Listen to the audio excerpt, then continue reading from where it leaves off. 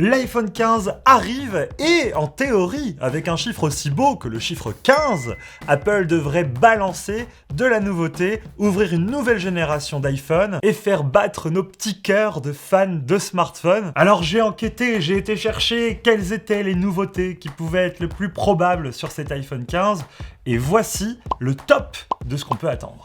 On commence avec un petit pas pour les smartphones mais un grand pas pour Apple, la fin de l'encoche. C'était un signe caractéristique des iPhones, mais c'est vrai que déjà l'an dernier, sur l'iPhone 14 Pro, Apple avait proposé le Dynamic Island, une espèce d'île perdue au milieu d'un million de pixels. Alors au final, c'était pas l'île paradisiaque qu'Apple nous promettait, puisque les usages étaient assez limités, mais cette petite pilule permettait à Apple d'afficher quand même un peu plus de données sur l'écran, et surtout d'avoir quelque chose qui semble nouveau, avec un esthétisme nouveau qui se reconnaît bien. Et bien l'an dernier, c'était disponible que sur les iPhones les plus chers, la gamme Pro. Cette année, avec l'iPhone 15, fini l'encoche, on passe au Dynamic Island pour tous. Pour les pauvres et pour les riches. Voilà, Apple, ils sont généreux. Alors la grande question, c'est qu'est-ce qu'Apple va faire de ce Dynamic Island cette année? Est-ce qu'ils vont ajouter des nouvelles fonctionnalités?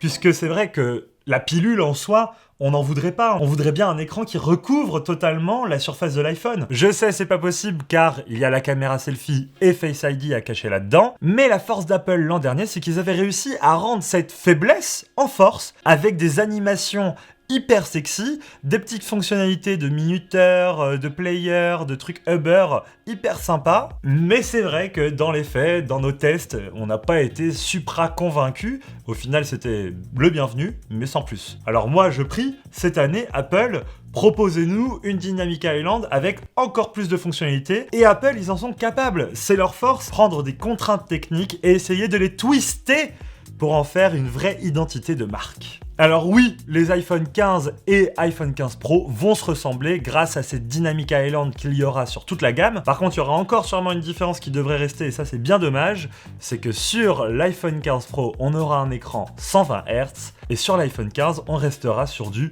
60 Hz. Est-ce que vraiment, en 2023, c'est acceptable de vendre un iPhone aussi cher, parce qu'il sera sûrement à plus de 900 €, voire plus de 1000 €, sans être au max de ce qu'on sait faire sur la qualité des écrans?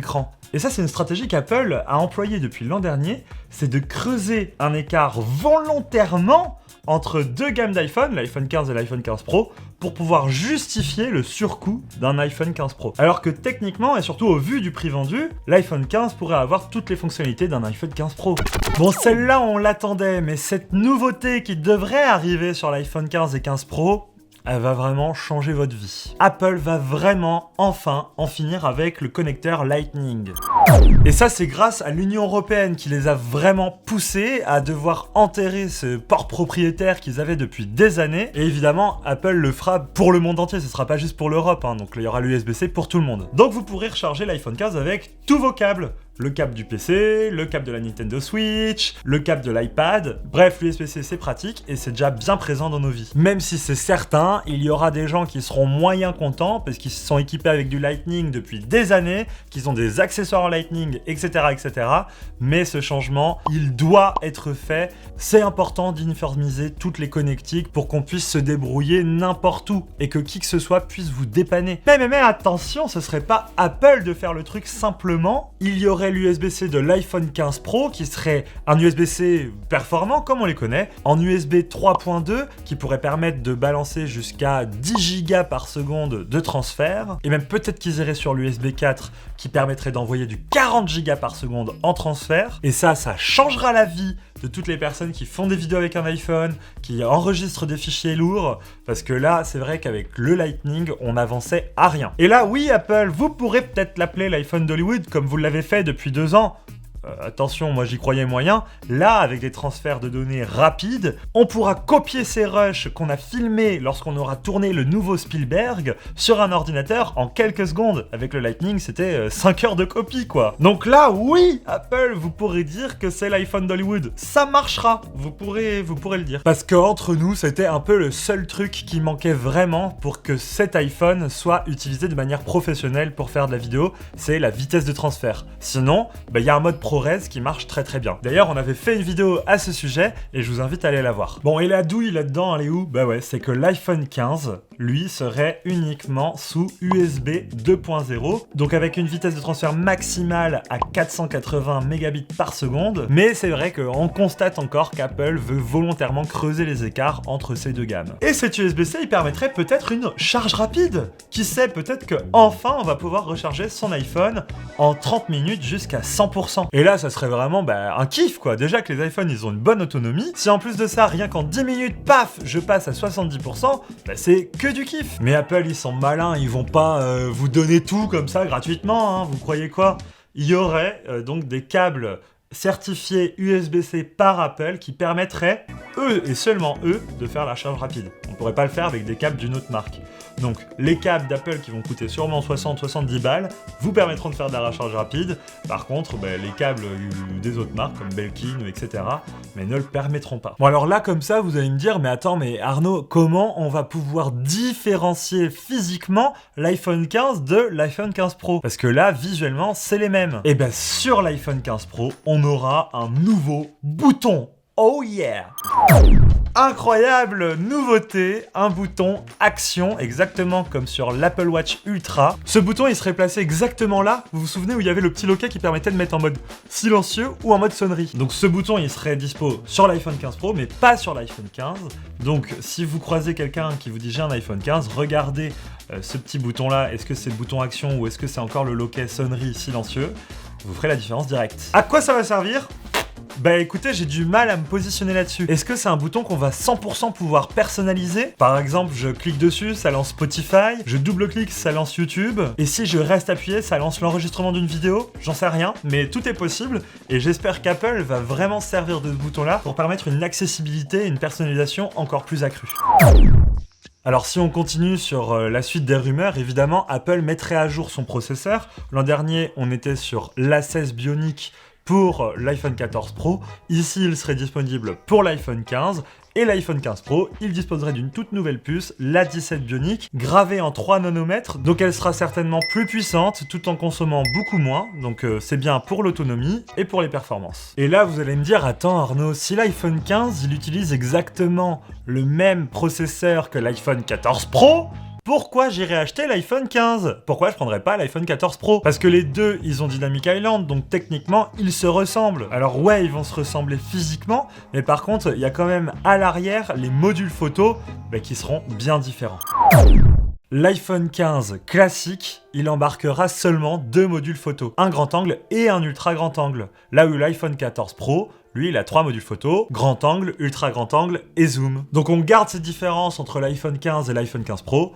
2 modules pour l'iPhone 15, 3 modules pour l'iPhone 15 Pro. Les rumeurs disent aussi que l'iPhone 15 Pro Max aurait lui un 4e module photo qui serait un zoom x10. Les rumeurs disent aussi que l'iPhone 15 Pro Max aurait un 4e module photo qui serait un zoom x6, similaire à celui du S23 Ultra, même si ça irait pas aussi loin, parce que le S23 Ultra c'est quand même x10, mais ça permettrait, sur le plus haut de gamme de tous, de corriger le principal défaut des iPhone 14 Pro l'an dernier par rapport aux concurrents, la polyvalence. C'est vrai qu'il était limité, il avait uniquement, entre guillemets, un ultra grand angle et un zoom x3. Cette année, avec un téléobjectif x6, ça permettra quand même d'être plus à l'aise dans toutes les situations et de vraiment venir concurrencer le S23 Ultra. Attention, il y a quand même le S24 Ultra qui arrivera bientôt, mais au moins ça permettra de pallier à ce petit manque qu'ils avaient sur la polyvalence et de dire à tout le monde, oui, nous aussi, vous ferez des photos polyvalentes. Par contre, il faudra payer le prix fort. Au niveau des capteurs, on serait sur du 48 mégapixels sur tous les iPhones en ce qui concerne le grand angle. Et dernière petite rumeur, c'est qu'au niveau des capteurs grand angle de tous les iPhones, 15 ou 15 Pro, on aurait un 48 mégapixels qui était dispo l'an dernier sur le 14 Pro uniquement. Bah là c'est cool, au moins on a le meilleur des capteurs sur tous les iPhones.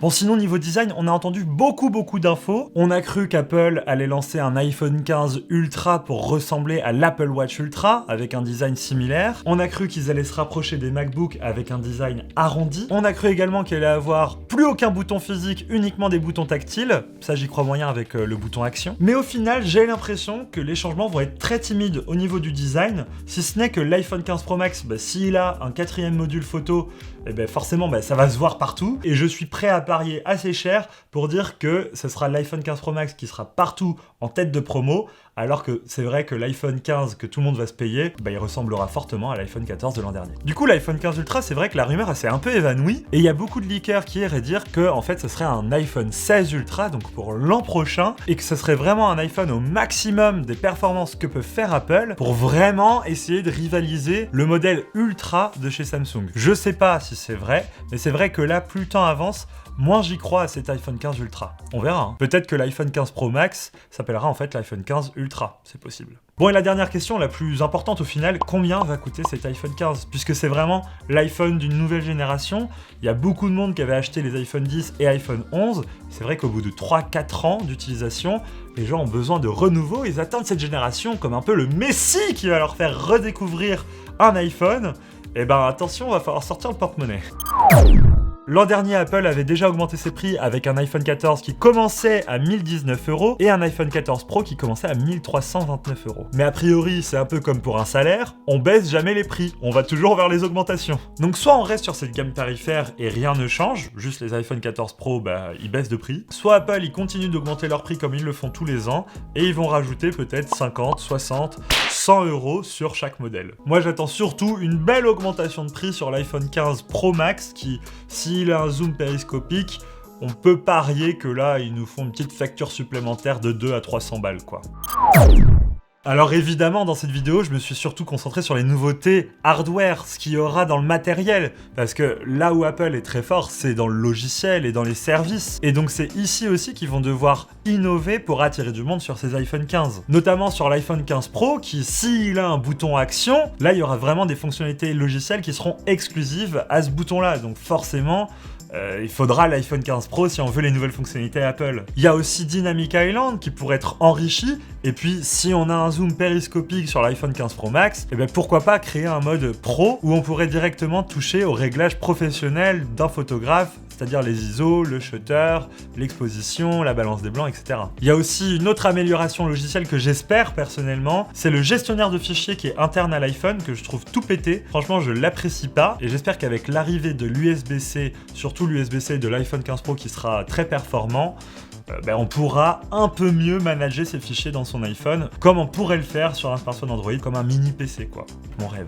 Bref, n'hésitez pas vous aussi à me dire dans les commentaires quels sont les petits manques sur l'iPhone qui feraient que cet iPhone 15 serait meilleur. Dans tous les cas, on se retrouve sur les réseaux sociaux, notamment sur Twitch, où on essaye de faire un live par jour. N'hésitez pas à venir discuter en direct avec nous. On est aussi disponible sur tous les réseaux sociaux, donc n'hésitez pas à nous follow. Sur ce, je vous laisse. Vive la technologie, vive Apple, et vive Android, parce qu'ils m'ont manqué pendant cette vidéo. Ciao!